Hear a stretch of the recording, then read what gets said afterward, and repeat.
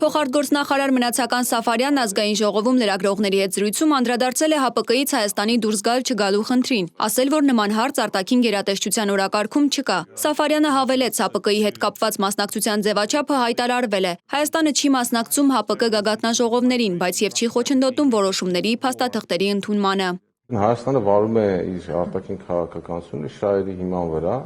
ըստ իրավիճակի, ըստ ձևավորվող իրավիճակի եւ հայտարարվել է Հայաստանի եւ դիվերսիֆիկացման քաղաքականության մասին եւ բալանսավորման եւ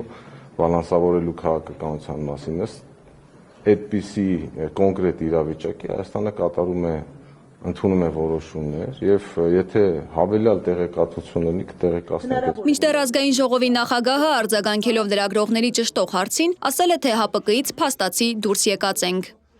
Ռուսաստանի նախագահի օգնական Յուրի Ուշակովն էր հայտարարել, որ Հայաստանը չի մասնակցի նոյեմբերի 27-ին Բիշքեկում անցկացվելիք ՀԱՊԿ գագաթնաժողովին։ Ըստ նրա, մեր երկրի ներկայացուցիչները հանդիպման ժամանակ համաձայնեցված փաստաթղթերի ընդունմանը դեմ չեն։ Գագաթնաժողովին նախատեսվում է կազմակերպության նախագահությունը Ռուսաստանին փոխանցելը, որը փաստացի տեղի կունենա 2026-ի հունվարի 1-ից։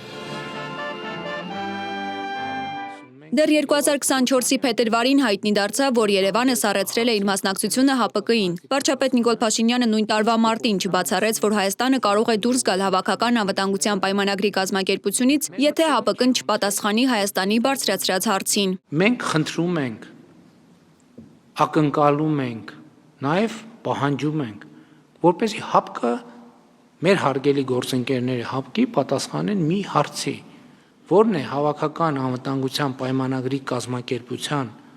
պատասխանատվության գոտին Հայաստանի Հանրապետությունը։ ՀԱՊԿ-ն պատասխանեց, որ Հայաստանում իր պատասխանատվության գոտին է համարում երկրի ինքնիշխան տարածքը։ Դրանից հետո արտգործնախարարությունը հայտնեց, որ Հայաստանը չի մասնակցի ՀԱՊԿ-ի իր բաժին ֆինանսավորմանը։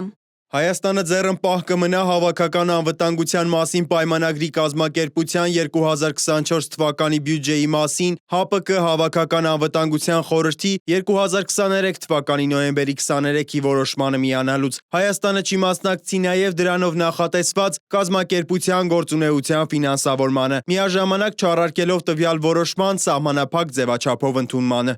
Փաշինյանը նախորդ տարվա հունիսի 14-ին ազգային ժողովում հայտարարեց, որ հաջորդ քայլը ՀԱՊԿ-ից դուրս գալն է, իսկ ավելի ուշ ընդգծեց, որ Հայաստանը ՀԱՊԿ-ի հետ հարաբերություններում մոտ է անդառնալի կետին։ Նրա խոսքով կազմակերպությունը նույնիսկ սպառնալիքներ է ստեղծել երկրի ինքնիշխանության համար։ Կրեմլն արձագանքեց Փաշինյանի հայտարարությանը։ Ռուսաստանի նախագահի մամուլի քարտուղար Դմիտրի Պեսկովն ընդգծեց, որ ՀԱՊԿ-ից որևէ վտանգ չի բխում։ Հակառակը կազմակերպությունը կոչված է պաշտպանելու իր անդամ երկրների ինքնիշխանությունն ու անվտանգությունը։ Մերի Դանիելյան, Free Open Media։